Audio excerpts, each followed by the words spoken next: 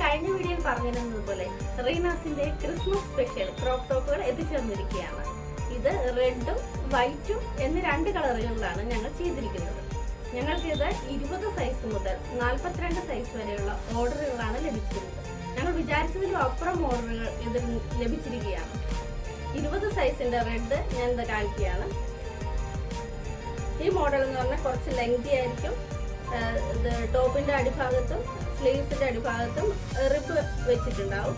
ഇതിന്റെ main attraction എന്ന് പറയുന്നത് ഇവിടെ ഒരു പോക്കറ്റിൽ സാന്താക്ലോസിനെ ആലേഖനം ചെയ്തിട്ടുണ്ട്.